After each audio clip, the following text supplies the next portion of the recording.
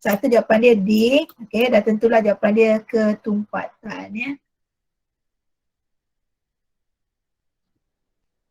Jawapan dia D, okey.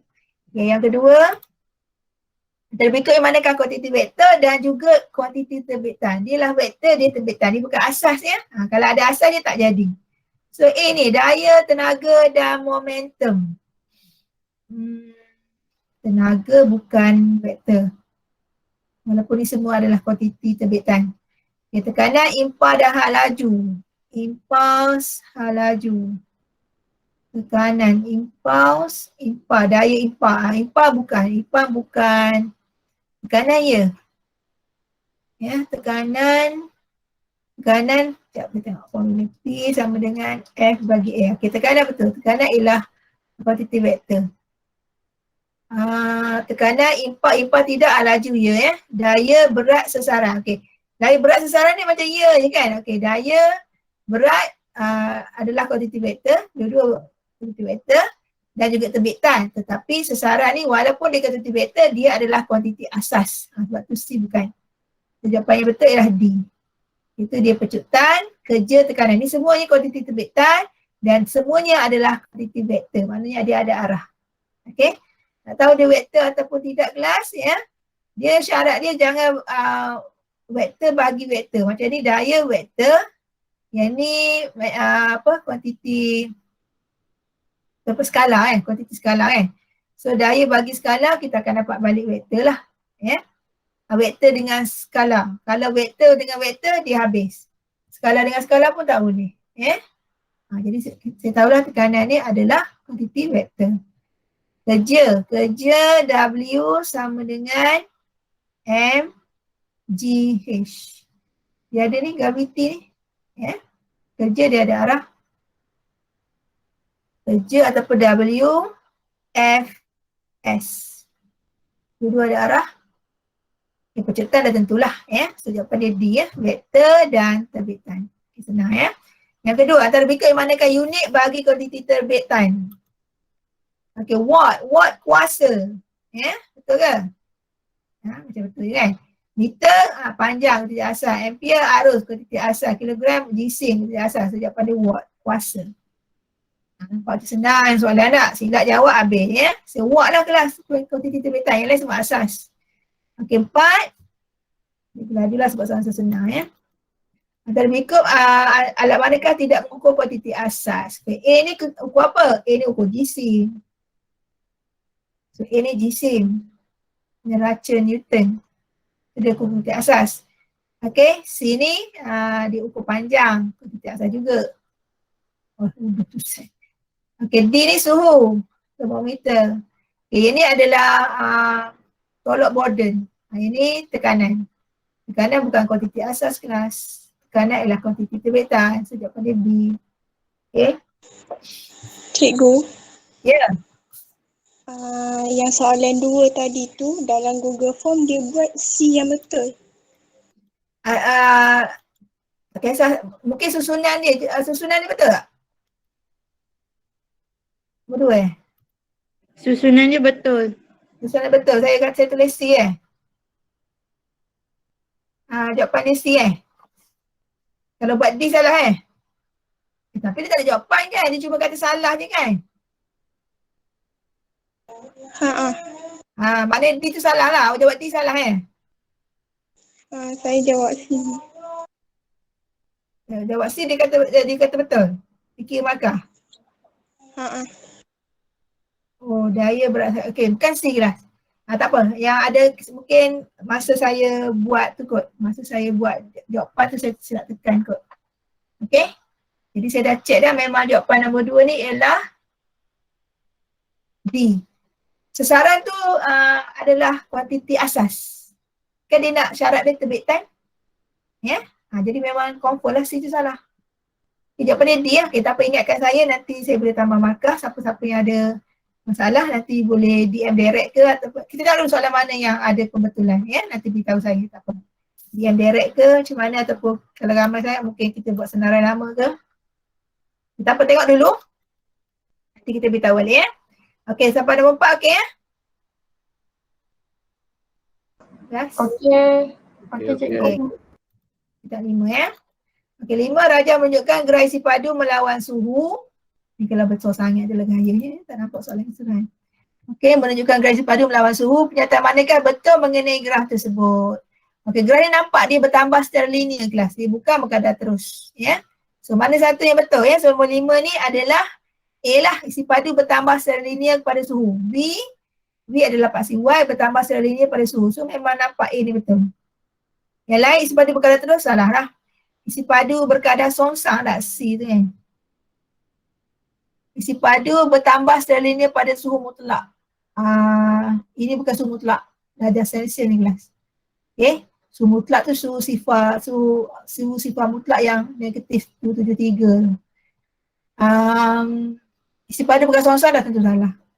C tu kenapa salah? Sebab ni suhu mutlak ni. Dia bukan suhu mutlak, dia suhu je. Suhu dalam Celsius lagi. So A ya. Okey, manakah menunjukkan pergerakan dengan hal laju bertambah? Okay, arah pergerakan kanan. Okey, dia punya belakang, kalau hal laju bertambah kelas, jarak titik dia akan semakin jauh. Yang mana? Yang bahagian belakang dia lah. Yeah? So nombor 6 ni jawapan dia D. Belakang dia lah. Yeah? Yang semakin bertambah, makin jauh titik tu menunjukkan dia semakin laju. Okay? So jawapan dia D. Okey, yang ni Raja 2 menunjukkan trek bagi acara larian 200 meter. Seorang atlet telah menamatkan larian tersebut dalam masa 25 saat. Okey, daripada sini, daripada sini, dia gerak ikut lengkungan ni sampai sini.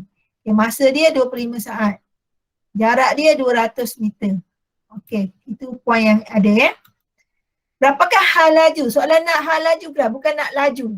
Kalau hal laju, kita akan ambil jarak terpendek. Nampak jarak terpendek dia ada 150. So kita akan ambil jarak ni. Kalau laju betul kita ambil 200 ni kelas. So tengok dia nak laju ke hal laju. Sebab hal laju dia ada arah. Dia adalah quantity vector. Laju dia tak ada. Ya. Jadi kita ambil 150 dia punya formula dia. Formula hal laju ialah B sama dengan sesaran bahagi masa. Kalau laju, jarak bahagi masa. Simbol sama je. V. Okey, kalau 200 meter ni ya jarak. 150 ni kenapa dia sesaran? Sebab kita ambil jarak terpendek. Itu adalah sesaran. Memang dia boleh terus cross ke sini. Ya? Yeah? Ingat belajar tahun lepas kan? So berapakah laju atlet? 150 bagi 25. So jawapan ni C. Okey, itulah jawapan soalan ni. Ya? Yeah? Soalan apa ni? 7. Yang betul 7C. Kita faham tanya ya. Kalau pasal makan tak apa nanti kita bincang. Okay, Raja menunjukkan selai bulu dan sebiji batu sedang jatuh dalam vakum. Okey, vakum. Bila sebut vakum kelas, satu keadaan tanpa jiri. Ingat balik. Ya, vakum ni keadaan ni tanpa jiri. Itu lebih tepat. Kalau kata tanpa udara salah. Sebab udara salah satu komponen dia ya. Jadi tanpa jiri ni tak ada apa-apa. Tak ada udara, tak ada gas, tak ada debu, partikel semua tak ada. Zero ya. Vacuum tanpa jiri itu lebih tepat. So kalau dia dalam keadaan vacuum kelas, dia akan mengalami jatuh bebas. Jatuh bebas ni kelas, apa maksud dia? Ya? Apa maksud dia? Tengok jawapan mana. Bulu dan batu jatuh dengan hal laju seragam. Hal laju seragam salah. Hal laju bertambah seragam betul. Seragam salah. Yang seragam ialah pecutan. Pecutan graviti dalam kelas. Istilah kena betul. Laju seragam salah. Dia hal laju bertambah seragam. Bulu dan batu punya tenaga kinetik sama? Tak. Sebab jisim dia tak sama. Takkan tenaga kinetik sama. Tenaga kinetik kan setengah MV kuasa 2. Bulu dan batu jatuh ke tanah pada masa yang sama itu betul. Sebab dia mengalami pecutan seragam. Itu pecutan graviti 9.81 meter per saat. So, jawapan dia ialah C. Okay.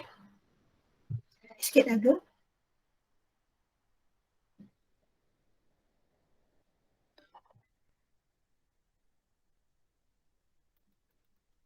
Okay, Raja 4 menunjukkan sebuah beg udara telah dilepaskan semasa pelanggaran. Beg udara dilepaskan untuk mengurangkan. Bila kita tergantuk tu apa? Itu sebenarnya adalah inertia. Inertia pula. Beg udara itu untuk mengurangkan kadar perubahan momentum bertindak ke atas pemandu. Daya impal kan, sorry. Ya. Memanglah kita gerak sebab inertia tapi kita akan terhentam kan. Sebab jawapan ni kena direct mana lebih tepat. So kadar perubahan momentum ni adalah daya impal. So C jawapan dia. Ya. Ni C. Kita nak mengelakkan yang tu. So daya impal apa ingat balik? F sama dengan MV perubahan momentum. MV tolak MV perubahan momentum bagi dengan masa. Kadar perubahan momentum. Itu adalah daya impal. Jadi kita akan terantuk. Kita ada jisim, kita ada hal laju. Maka kita akan terantuk lah. So airbag tu nak mengurangkan kecederaan disebabkan oleh daya impal. Ya. Jadi ingat baliklah dia punya hubungan F dengan T ni berkadar songsang. Ya. Dan F dengan perubahan momentum ni dia berkadar terus. Ya. Okey, dah jadi baru juga seperti bola berjik botol sebelum dan selepas alam meja disentak. Okey, konsep mana? Okey, yang ni dah tentulah inertia kelas sebab botol ni kekal kat situ. Sebaliknya alam meja dapat kita tarik, inilah inertia. Senang je lah soalan ni. Rasa senang-senang apa aja salah tu. 10. Rajah 6 menunjukkan sebuah lori berjisi 8,000 kg bergerak dengan 20 meter per saat. Pelanggan dan sebuah kereta berjisi 1,000 sedang berhenti di tepi jalan raya. Ya. Hitungkan laju kereta itu jika kedua bergerak bersama. Okey, bila bergerak bersama-sama kita tahu dia pelanggaran apa. Dia adalah pelanggaran kenyal ke tak kenyal. Dia ada 3 pelanggaran ya. Kenyal, tak kenyal, letupan. So kalau dia bergerak bersama-sama kelas, ya maknanya itu adalah pelanggaran tak kenyal. Baru kita boleh tahu formula dia. Kalau formula tak kenyal, ni lah M1, U1 tambah M2, U2 sama juga M1 tambah M2 kali dengan V. Dia share hal laju. Dia gerak sama-sama. Itu adalah pelanggaran tak kenyal. Kalau kenyal, ni masing-masing. M1, yang ni samalah M1, U1 tambah M2, U2. Selepas tu, M1, selepas pelanggaran M1, V1 tambah M2, V2. Itu kalau pelanggaran kenyal. Macam apa? Macam kita main bowling. Macam kamu main snooker. Itulah. Semua pelanggaran kenyal. Okay, bila ada maklumat macam ni kelas, kita keluarkan maklumat. So, U1 dia 8,000 kg. U1 pula, sorry. M1 jisim dia. U1 20 meter per saat. Lepas tu belanggar kereta, jisim kereta ni jisim kedua 1,000 sedang berhenti tepi jalan raya. Maknanya dia berhenti, U dia kosong. U2 ni kosong. Yang kita nak tahu dia bergerak sama-sama. Nampak? Dia lori ni, dia hentam kereta ni, dia bawa pula kereta ni selepas berlanggar. Nampak? Sedangkan kereta tu stop tepi jalan. Sebab tu bahaya kereta berhenti di tepi jalan raya, terutama kalau jalan raya tu adalah highway ya. Kenderaan sedang laju. Lori ni dia besar, momentum dia besar lah ya. Maka dia boleh heret sekali. Jadi ni pelanggar tak kenyal. Bila dah ada maklumat macam ni, masuk je lah semua kat sini. Dekat formula pertama ni. Ya, yang ni formula pertama ni. Ya, 8,000. Dia kali diri dia kan. Okey, 20. 8,000 kali 20. Kali ya, bukan tambah. Kali. Tambah momentum lori. Momentum lori pula dah. Ni lori punya, momentum kereta. 1,000 kali kosong. Walaupun kita tahu jawapan kosong, kita tulis juga. Sama juga jisim dia 8,000 tambah 1,000 kali V. So kira lah V tu dapat berapa? Okay, congak-congak orang dapat 17.78 meter per saat. Yang dia tarik sekali tu kelas. Selepas berlanggar ya. So jawapan dia adalah sebelah ni jawapan dia apa? C lah. C, 1778 C. Okay, kira je lah. Cuma nak tahu dia kes apa. Pelanggar kenyal, tak kenyal, letupan. Letupan dia akan formula dia ni. Kosong, kita tulis kosong sebab dia mula pegun. Betul tulis negatif dia ya. M2, V2 tolak M1, V1. Inilah letupan. Dia selepas dia meletup, dia akan Dia punya arah tu mesti bertentangan, guys. Yang satu gigi kanan. Dia takkan sama arah. Dia asal pegun. Faham? Tapi letupan tak semestinya kes meletup. Walaupun senapar, menembak tu semua memang betul lah. Ada juga kes bukan meletup. Contohnya, katak duduk atas daun. Katak lompat ke depan, daun akan pergi ke belakang. Itu letupan tu. Ataupun kamu duduk atas sampai ke jeti, kamu lompat ke jeti, kamu ke depan. Kamu punya bot ke belakang. Itulah. Itu juga kes letupan. Ya? Jadi tak semesti meletup. Okey, yang ni soalan 12. Darjah 7 menunjukkan seorang budak lelaki mendarat dengan kakinya bengkok dalam kategori lompat jauh. Kenapa dia bengkok? Okay, dia bengkok ni kelas dia nak tambahkan masa hentaman. Tadi cikgu dah beritahu dah impar. F sama dengan MV tolak MU bagi dengan T. Daya impar dengan T ni perkara songsang. Dia nak tambahkan T ni kelas. Supaya daya impar dia kecil. Untuk mengurangkan momentum tak tepat, untuk menambah geseran salah, untuk menambahkan masa hentaman. Betul lah. Untuk mengurangkan impar, bukan impar, daya impar. Impar yang ni kelas. Impar bila T naik ke atas. Ni impar. Kalau yang ni T tambah, FT tambah lah. Impar akan bertambah lah. Okay. Jadi bengkok kaki tu nak tambah masa hentaman dan T bertambah, F berkurang. Sebab dua ni hubungan dia songsang. Okay. Next soalan. Soalan saya, dia cakap nak cucu dia. Okay, apakah fungsi tilam digunakan dalam sukan lompat tinggi seperti ditunjukkan dalam rajah? Okay. Tilam tu untuk apa? Untuk mengurangkan masa pelanggaran, tidak menambahkan masa pelanggaran, betul. Mengurangkan daya impar yang bertindak ke atas semasa menyentuh tilam, mengurangkan perubahan momentum semasa menyentuh tilam. Ya? So ini jawapan dia apa? Tentulah kita nak kurangkan, kita tambah masa hentaman, kita nak kurangkan daya impar. Ya? So, jawapan dia memang bilah jelas lah ni.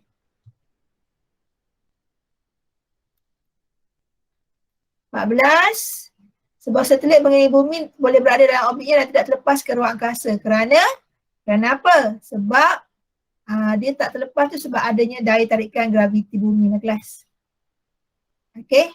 Jadi tidak berat bergerak dalam batu salah. Bergerak kerajaan sangat tinggi tidak. Kerajaan sangat tinggi terlepas pula nanti daripada orbit dia. Ya? Okey, 15 darjah 10 menunjukkan dua jasad dengan GC M1, M2 masing-masing. Jarak antara pusat kedua ialah R dan daya graviti ialah F. F akan berkurangan. Okay, daya graviti akan berkurangan. Okey, kita tengok balik formula dia. Ni dah kita ajar dah tahun lepas. Formula dia ni antara formula dia lah kelas ya. Ada dekat senarai formula dia. Kalau awak ada soalan, awak tengok senarai formula. F sama dengan GM1 dot M2 kali dengan M2 bahagi dengan R. So kalau kita nak kurangkan F, kita akan tambahkan R sebab F dengan R ni berkadar terus. Kita nak kurang daya graviti, kita tambahkan jarak ni kelas. Kan semakin jauh semakin kurang daya graviti dia. So jawapan dia C lah 15 ni. Menang ya. Ya. Jadi secara logiknya betul lah bila dua jasad tu berjauhan, daya graviti dia pun semakin kurang. Ya. Kalau faktor GC semakin besar GC, tengok ni. GC yang ni direct nampak. Makin besar GC, makin besar daya graviti dia. Ya. Formula kita tahu dah. Ini kiraan. Sebuah satelit buatan bergerak mengorbit bumi pada ketinggian 265 km. Kita ambil maklumat dia. Ni ketinggian dia. Ni kelajuan dia. 4 kali 10 kali 3 meter per saat. Berapakah pecutan memusat ketika ia mengorbit bumi ya? So jari bumi pun dah ada. So yang ni kita ambil formula dia. Formula dia yang ni ya. Ni pun ada dalam formula dalam output soalan. A sama V kuasa 2 bagi dengan R. R ni jarak dia lah kelas. Iaitu jari bumi dan ketinggian dia. Campur sekali. Dan mesti dalam meter. Dia bagi dalam kilometer tu. Okay, kita keluarkan maklumat dia. V 4 kali 10 kuasa 3 meter per saat. Cikgu kenapa nak tukar meter? Ni kan laju ni dalam meter. Meter kan asas. Okey, dia punya ketinggian 265 km. Kita kena campur sebab jari bumi sampai sini. Itu ketinggian dia pula daripada bumi ke satelit. Okey. Ketinggian satelit 265. Jari bumi R besar 6370. Okay, kita campur dia dulu baru kita tukar pada meter. So saya dah campur dah nilai ni. Kamu akan dapat 635. Okay, 6635 kilometer. Okey, nak tukar daripada meter kali 1000 di kelas. Ya. Kita darab 1000. So dalam meter kita dapat banyaklah nilai ni. Kita buat sampai awal lah. 6.635.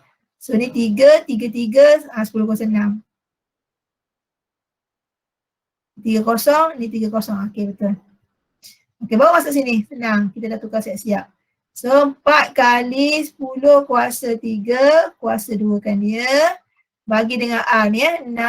6.635 kali 10 kuasa 6.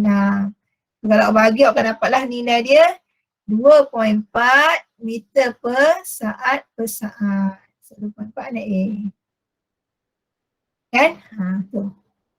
Soalan ni nampak senang tapi dia trik dekat unit.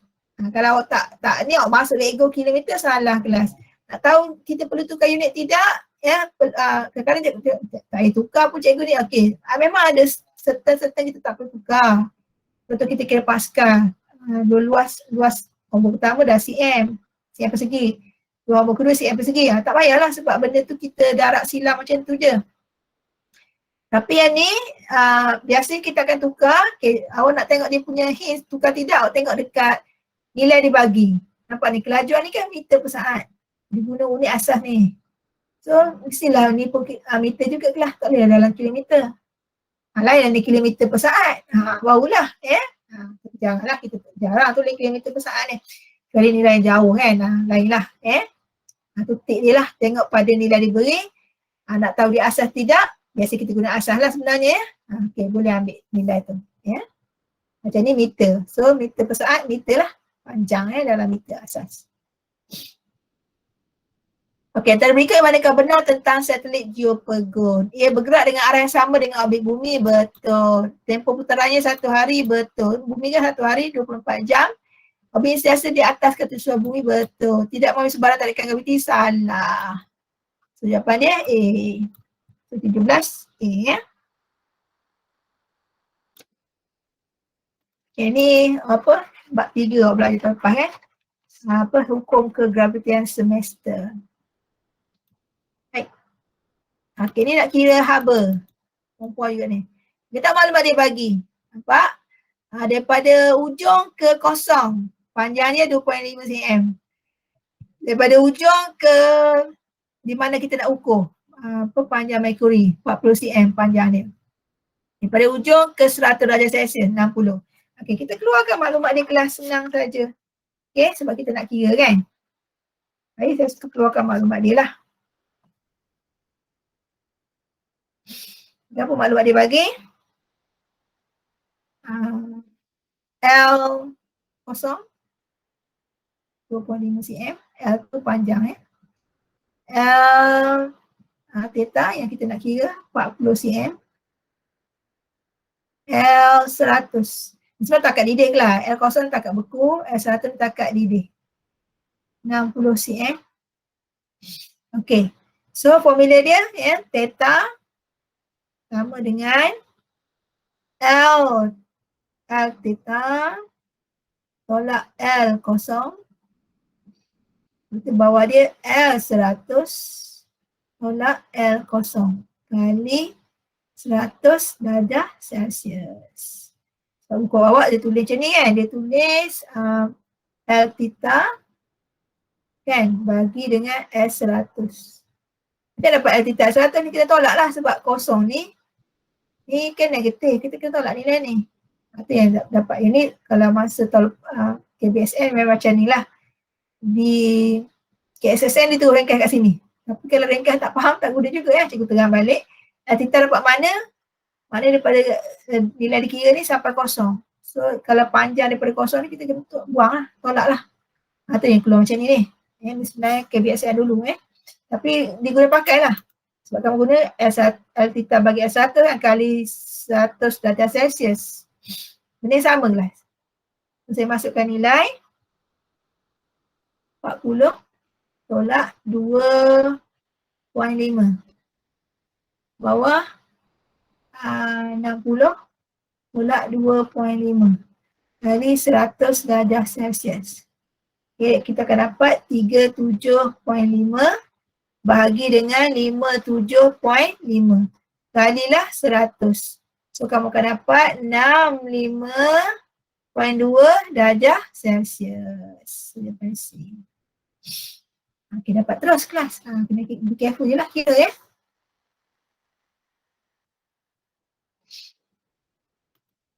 Okay. 19 Raja menunjukkan pembentukan bayu laut. Alright. Bayu laut. Maknanya angin daripada laut. Maksudnya bila masa angin daripada laut ni. Siang, bayu darat. Darat sejuk kan. Kita tengok siapa sejuk. Kalau siang, darat sejuk. Bayu darat lah. Malam, siang, bayu sejuk.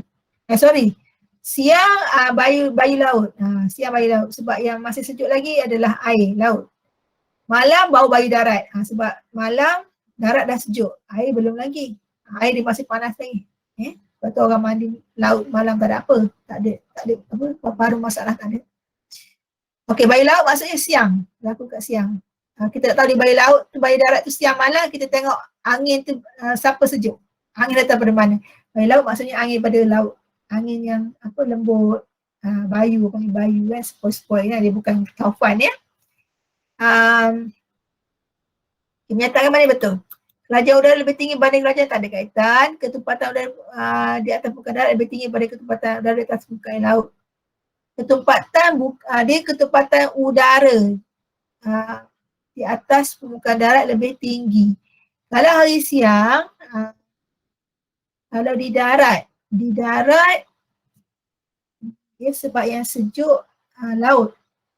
Okay, so di darat ni bawah ni dah panas. Ketempatan udara lebih tinggi. Ketempatan udara maknanya sejuk. Ni salah ni. Okay, maknanya ketempatan udara di permukaan darat dia lebih rendah banding ke atas. So dia akan naik ke atas sebab dia ringan kan. Suhu darat jadi lebih rendah pada suhu air laut. Tak, suhu darat tinggi. Sebab pada hari siang, darat ni dia cepat ambil haba. Jadi dia cepat panas. Udara dia lambat. Sebab tu pepang bau panas. Malam, bawa ke malam kan. Muatan bertentu air laut lebih tinggi pada muatan bertentu lah. Air lebih tinggi muatan pada air laut. Darat Lebih. Nampak soalan dia. Dia tak tanya pun, dia lain dia tanya umum Okey. Darjah 14 menunjukkan graf suhu masa bagi menunjukkan bahan X. Pada peringkat manakah haba pendam tentu pelakuran dibebaskan persedaran. Okey, ni lengkap penyejukan kelas. Penyejukan biasa mula pada gas. Gas, cecair, pepejal. Okey, kalau pelakuran ni kelas, pelakuran dah tentulah tak ada benda lain. Pepejal, cecair. Cecair, pepejal. So dalam kes ni, cecair pepejal lah. Okey, dah tentu atas ni bukan. Dah tentu ini adalah haba pendam penguapan. Sebab apa juga kata gitu? Sebab dia adalah gas ke cecair. Ini haba dibebas. Tapi dia makin sejuk. So mana haba pendam tentu pelakuran yang ni lah ST. Kita mesti cari yang lurus sebab dia haba pendam. Haba pendam ni dia melibatkan ikatan. Dia merapatkan lagi ikatan. Suhu tak berubah. Okay. Kalau kita kira kita akan guna Q sama dengan ML. L haba pendam. Yang sedang menurun-turun ni Q sama dengan MC perubahan theta. Nampak? Theta kan suhu. Okay. Jadi ST lah. STD. Okay, so 20D. Kita laju sikit supaya kita sempat habis kursus 11. Mata dah tak larat dah ni. Okey, graf manakah menunjukkan hubungan antara tekanan dan suhu mutlak bagi satu jenis gas pada isi padu malar. Okey, kalau graf P melawan T yang mana direct ni, yang ada Kelvin ni kelas. Kelvin betul, darjah Celsius salah. Darjah Celsius dia akan duduk kat sini. Berarti kita boleh tarik sampai bawah dia jadi, kita dapat suhu sifar mutlak. Okey, kalau Kelvin tengok dia punya unit Kelvin memang jawapan dia duduk di sini, berkadar terus. So 21 ni adalah A. Ini ukur apa? P dengan suhu. Ya. Ingat balik segitiga terbalik ya. P, V, T. Segitiga terbalik. Okay, P dengan V hukum boy. Hukum boy. Hubungan dia direct maknanya hubungan dia direct pun. Dia kali maknanya dia berkadar songsang. P hubungan dengan V. Kemudian dia P1, V1, V2, V2. Kalau V dengan T hukum Chaos. Okay, benda yang bahagi itu adalah berkadar terus. Formula V1, T2 lah. So V dengan T ni direct. Okay, yang saya sebut ni, yang saya tak sebut dia malah. Yeah. So P dengan T, P dengan T yang jadual adalah P1, T1 formula dia, P2, T2. Macam dapat ni kan P bagi T. Okay, hukum tekanan G Lasek. Itulah dia punya hukum ya. Hukum G Lusek. Sebut payah. Tak suka nama dia. Sebab ada G saya tak suka. Maksud tak elok. Okey, yang manakah menghasilkan gelombang membujur? Bunyilah kelas. Ini A. Ini semua gelombang melintang. Membujur ialah gelombang bunyi ya. Ini gelombang melintang, gelombang air gelombang melintang. Cahaya melintang, cahaya kan elektromagnet, gelombang melintang. 23, yang manakah amplitude? Amplitude daripada tengah ke sasaran tertinggi. So 8. Direct dapat. Tak payah fikir kelas, soalan senang. Okey, Raja menunjukkan sebuah bot nelayan mengesan seekor sotong gergasi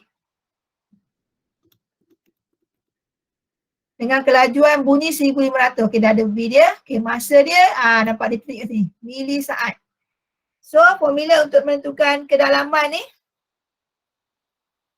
Soalan ni kedalaman. Jarak antara gergasi dengan bot, kedalaman lah kelas. Ya. Okey. So, formula dia ialah D sama dengan VT bagi 2. Okey, V tak ada masalah lah. Memang dia dah bagi kat situ 1500. Okey, masa tu kelas dia bagi dalam mili saat. 24 mili saat. Tukar per saat lah.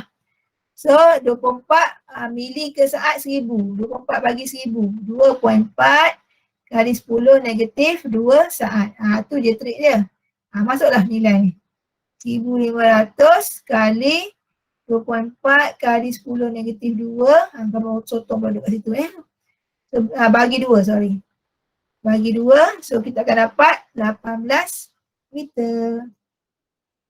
Cuma nak tukar ni je ke lah So jawapan dia sotong takkanlah jauh sangat. Macam mana kita nak tangkap dia? Bukannya batu batan barulah ribu-ribu kan. Secara logik betul lah tu. Raja menunjukkan pembiasan bagi air laut yang merambat ke pantai. Okey. Apakah terjadi pada frekuensi? Frekuensi tak berubah lah. Ini pembiasan. Sebab laut dalam pergi pantai cetek. Ini pembiasan. Dan ingat, dalam pembiasan semua berubah kecuali frekuensi. Lagi sikit, bagi cepat habis. Raja menunjukkan gelombang air menghala ke arah sebuah pulau. Okey, manakah fenomena? Okey, nampak ni. Ni air, ni pulau. Pulau ni halangan. Halangan dah tentu tak ada lain pembelauan. Okey, pembelauan apa? Bila dia lalu halangan ataupun dia lalu celah. Itu adalah pembelauan kelas. Dia akan terbelau. Ini bersama dia terbelau. Kalau tengok, macam interference. Dok. Dia bukan interference nampak ni. Lombang lalu dia, lepas tu dia bertemu balik kat sini. Kalau saya tengok, interference kan ni? Tak. Dia ni halangan. Pembelauan Interference kalau ada dua batu dapat interference, dia bertindih. Ini nak kira panjang gelombang. Okey, yang ni baru interference kan, nampak ada dua sumber. Nampak dua sumber. Lepas tu dia bertindih. Baru interference. Okey, keluarkan maklumat. A 4 cm. Bertukar tak? Tengok ni ada lain-lain dulu. D besar 20 cm. A jarak di antara dua sumber. D jarak dari sumber ke tempat X ni hukum. Okay, X ni dia challenge sikit awak. X ni berapa X nampak? Sini ke sini 1, 2, 3, 4. Ada pertanyaan kelas? 4X 16 cm. Kita nak add ya. So add 16 bagi 4. So 4 cm. Dia trik kat situ. Formula lambda AX per D. Masuk je lah. Yalah kita perlu tukar cm cikgu? Tak perlu. Sebab semua cm dan jawapan pun cm. Tak payah tukar lah. Dia trik kat situ ya. Kalau dia ni meter, ni cm, ni milimeter, betul jawapan nak dalam meter, kita standard pada meter. Macam tu. Ya. Jadi tu cara nak tengok perlu tukar unit ke tidak. So 4 kali dengan 4 bagi dengan 20. So 16 bagi 20 dapat apa? Kita kira ni. 0.8 cm. Itulah panjang gelombang dia. Yang ni saya tak payah apa kot. Ada formula dalam senarai formula. Sini lah kata silap. Sebab dia formula asas interference. Ni memang akan trik dekat nilai-nilai tu kelas. 28 berapakah dalam nyata? Ya. Dia bagi ni. Dia ada bagi dalam ketara ni kelas. Nampak ni. Sebab dia titik putus-putus dia ada straight. Ni dalam ketara. Dalam nyata kat sini. Tapi dia dah ada bagi nilai indeks biasa dah. Ni 1.33. Okey. Senang ni dalam ni. So kita tahu dalam indeks biasa melibatkan dalam nyata ketara kita tulis N sama dengan dalam nyata bagi dalam ketara. Okey, indeks biasa dah ada 1.33. Dalam nyata tak tahu. Yang dalam nyata yang ni ya. Ini dalam nyata. Dua ni. Ni ketara. Ketara 3. So direct kali. 3 kali 1.33 kamu akan dapat jawapan dia 3.99. Dapat terus dia. Nampak ya? Okey. Ini pemahaman kamu tentang pantulan dalam penuh. Radius 1 menunjukkan satu tita cahaya tunjukkan pada satu bongkah kaca semi bulatan indeks biasa dia 1.57. Okey. Yang manakah akan merambat? Okay, kita nak tahu ni asal dia, ni I dia. Sebab I ni terpantul ke, terbias ke ataupun duduk di border. Okey. Kalau kamu tengok sudut ni 42. Sudut 42 kat situ tak ada beri apa-apa makna kelas. Yang kita nak tengok sudut sini. Ni. Sudut pada satah garis normal. 42 tolak 90 ya. 42 48. Mana I dia 48. I ni sinar 7. Macam mana tahu? Sebab arah anak panah starting sini. Okey, kita kena tahu dia punya, kita tahu dia punya indeks biasa, kita nak tahu sudut genting dia. Pantulan penuh dia melibatkan sudut genting. So nak kira sudut genting melibatkan pantulan penuh, ni formula dia. M sama dengan 1 per sin C. Kita nak tahu C ni. So C sama dengan sin negatif 1 kali dengan 1 per N. Okey, kita kira dia. So yang ni sin negatif 1. Kita ada indeks biasa tadi 1 bagi 1.57 tadi. So kamu kira tekan shift, ini bahagi kamu akan dapat C ni cikgu dah kira dah 3956. Kalau kita guna lebih kurang 40. 39.56 darjah. Okey nampak ya? Kalau kita tengok sini I ni lebih besar pada C. Apa dia syarat pantulan dalam penuh? Syarat pantulan dalam penuh cikgu ikarkan PDP ya. Pertama, dia akan merambat daripada tumpat, medium tumpat ke kurang tumpat.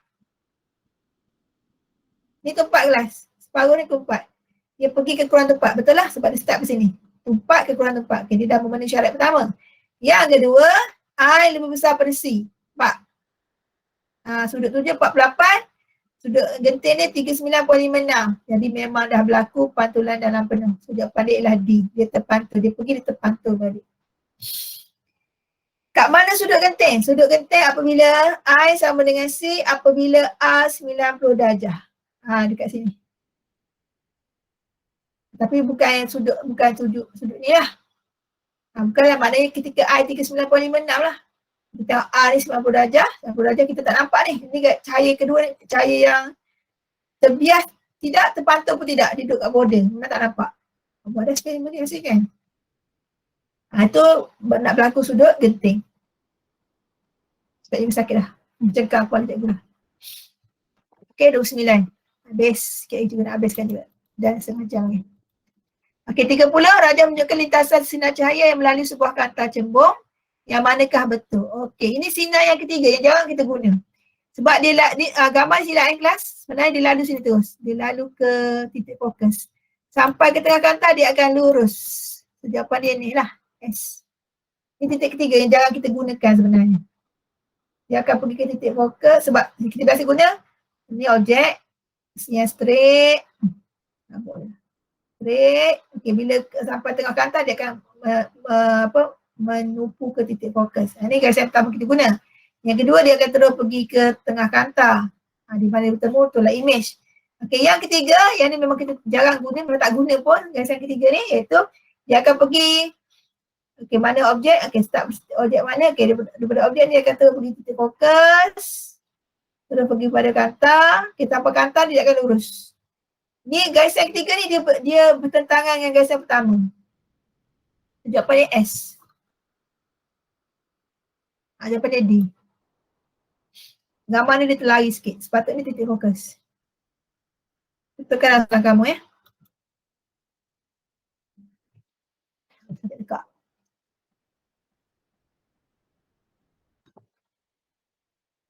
Okay, 31.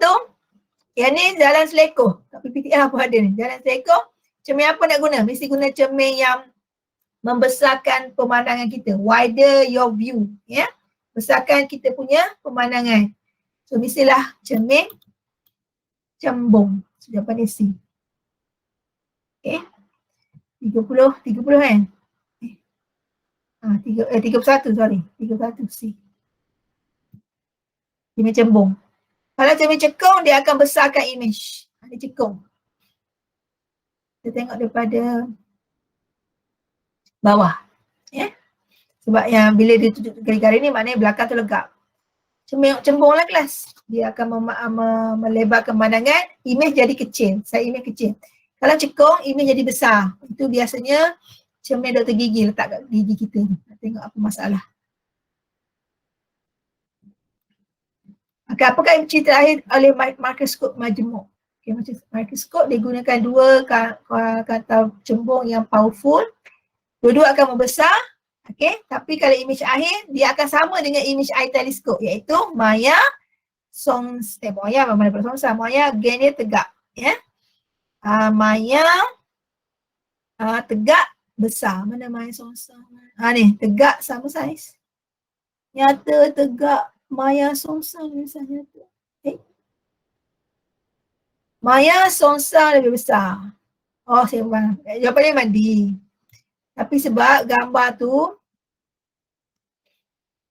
yang pertama nyata Songsang besar. Sebab kita akan dapat image ni kelas. Okey, yang kedua tu kamu tengok balik gambar mikroskop ya. Kamu dapat juga image yang tertonggeng macam ni. Dikatakan Songsang ni pada pandangan mata kita. Tapi sebenarnya image ni dikatakan tegak. Kenapa dia kata tegak? Sebab image bagi kantar yang pertama ni dah jadi objek bagi kantar kedua. Jadi nampak yang ni kita kata objek bagi dia. Objek dia ke bawah, image dia pun ke bawah. Jadi betul, masih betul lagi Maya tu adalah gain dia tegak. Tapi sebab pandangan mata kita dikatakan Songsang. Lepas tu dia kata Maya Songsang lebih besar. Masih saya pernah terang minta lepas ya. Jawapan dia D. Ni sama, teleskop pun sama. Image akhir dia Maya Songsang lebih besar, sama. Cuma untuk image awal je. Kalau teleskop nyata Songsang lebih besar. Sebab kita nak besarkan image yang kecil kan. Kalau teleskop nyata Songsang lebih kecil. Sebab kita nak kecilkan image yang sangat besar. Jauh tu dia besar. Okey, soalan ni hubungan dia, hubungan yang mana betul. Pada ketinggian tetap, mana key dia tengok. Kalau dia kata hak laju seragam, depan dan belakang sama. Kalau dia kata pada ketinggian tetap, atas dan bawah sama kelas. So, jawapan dia A lah. Nampak dia kata ketinggian tetap, atas bawah sama. Dia kata hak laju seragam, ya. Hak laju bertambah seragam, sorry. Ataupun penceritaan seragam, depan dan belakang ni sama. Itu maksud dia. Saya salah. 34. Okay, 34 ni pun senang. Keseimbangan daya bagi 3 daya. Macam mana kita nak tahu? Dia akan ada 3 daya punya. Tak nampak macam ada 2 daya. Okay, berat dia tak tulis sebab kita tahu dah berat memang ke bawah. So daya dia ni T1, satu lagi T2 dan ke bawah berat. Nampak 3 daya. Cantumkan dia secara berturutan. Nak lukis mana satu tak kisah. Kita cek lukis W dulu. Okey, lepas tu juga ambil T2. TW ni T2. Betul juga ambil T1. Nampak arah tak berubah tapi cikgu tantung dan dia berturutan kelas. Nampak? Dia tidak melawan antara satu sama lain. So jawapan dia apa 34 ni? B lah tak? Yang berturutan. Kita tengok A ni, kita tahu dah nampak ni. Dia bertembung ni. Nampak? Ada pun sama. Nampak? Yang ni kenapa salah? Sebab nampak W ke atas. Bila masa W ke atas, W ke bawah kan? Berat memang ke bawah. B betul. D. Dia pun sama. W ke atas. Dia kelas kita tak boleh ubah daya asal. Kita cuma cantumkan dia. So keseimbangan tiga daya kita cantumkan dia secara berturutan tanpa mengubah daya asal. Ingat berat sesi ke bawah. Memang dia tak tanda kelas. Sebab itu semua orang tahu. Okey, manakah yang betul tentang spring ini? Okey, spring ni kelas. Ingat, susunan sesiring dia dua kali ganda. Sesiring macam mana? Ni sesiring. Yang ke bawah. Susunan selari ni sebelah-sebelah. Okey. So kalau macam ni, susunan ke bawah 3x. Panjangan dia. Yang ni susunan selari 1/3. Dia bahagi. Kalau 2, 1/2 lah. 4, 1/4 lah. Ini dia gabungan. Yang ni atas ni setengah lah. Atas ni setengah. Okey, yang ni setengah. Yang ni 1. So setengah tambah 1. 1.5 tak? 1/1/2. 1.5 lah kelas. So 1.5x. So pemanjangan mana besar? Yang ni lah. Yang ni. Ini nombor 2, nombor 3. So Z, X, Y. So D. Cepat. Sudah habis. Okey, manakah betul tentang gambar ni? Gambar ni kelas sebenarnya nak cerita tekanan dalam cecair tidak dipengaruhi oleh bentuk bekas. Nampak? Parah dia sama. So maknanya pressure dia sama. So jawapannya ni. B. Okey. Sebab tekanan cecair kita tahu semakin dalam semakin tinggi. Tapi dia tidak menunjukkan bekas ni. Bekas nak tunjukkan luas permukaan tidak mempengaruhi tekanan. Luas permukaan yang pengaruhi tekanan itu adalah tekanan biasa. Ni yang umumnya. Mesti pakai semua guna ni lah. Ini betul luas permukaan mempengaruhi dia. Tapi kalau cecair tidak. Formula dia P sama dengan H rho G. Mana ada A? Kita dah batal dah formula ni masa kita terbitkan formula yang kedua ni. Tekanan bersuara pun formula sama. So bentuk bekas tak mempengaruhi, luas bekas tak mempengaruhi. Ada. Sikit lagi ya. Sabar kelas, sabar. Saja menunjukkan satu silinder mengandungi air. Okey, berapakah tekanan positif P? Formula pH rho G kelas. H rho G. Okey, ketinggian tolaklah 20 tolak 8. Apa? 12. Kali ketumpatan 1000 kali graviti 9.81. Kali je lah kelas. Kamu akan dapat 37 ni. Kita kira dah. Jawapan dia ialah 1.2 kali 10 kuasa 3. Ni jawapan dia C. B, sorry. Bila kira bisa dapat jawapan dia. Okay, kira lah sebab dia direct je. Cuma cara kamu pegang kalkulator je lah. Okey, 38 Raja menunjukkan parah air bila manometer air disambungkan ke bekalan gas. Air dalam manometer digantikan dengan merkuri. Bagaimanakah perubahan nilai H? Okey, ketempatan merkuri lebih besar pada air. Air 1000, ketempatan materi 13. Saya dah tengok tadi, 13,600 kilogram meter padu. Air baru 1000 So kalau kita gantikan air dengan merkuri lebih tumpak, maka dia akan berkurangan tetapi tidak menjadi sifar dia punya paras ni. Ketinggian paras tu berkurangan. Kalau lebih tumpak kan. 39, okey kalau melibatkan kren ni kelas. Kren, jet hidrolik, brake hidrolik, kren pengangkat barang, itu semua prinsip Pascal. Ada benda lain tu. Melibatkan apa? Tekanan seragam dalam bekas tertutup. Yang formula dia ni tu kelas. F1, E1, F2, E2. Ni dalam bekas tertutup sistem hidrolik. Masuk lori lah. Last soalan 40, sistem Pascal lagi. Raja menunjukkan jet hidrolik digunakan untuk mengangkat sebuah beca, daya dia 50 Newton. Okay, berapakah berat beca? Formula ni lah kelas. Okay, keluarkan nilai F1 50 Newton, A1 10 cm persegi, F2 tak tahu. A2 800 cm persegi. So sisa Pascal, fisik Pascal F1, A1, F2, A2. Masuk dalam nilai 50 bahagi 10 sama dengan F2 bagi 800. So kira 8 F2 tu. Kamu akan dapat nilai dia 4000.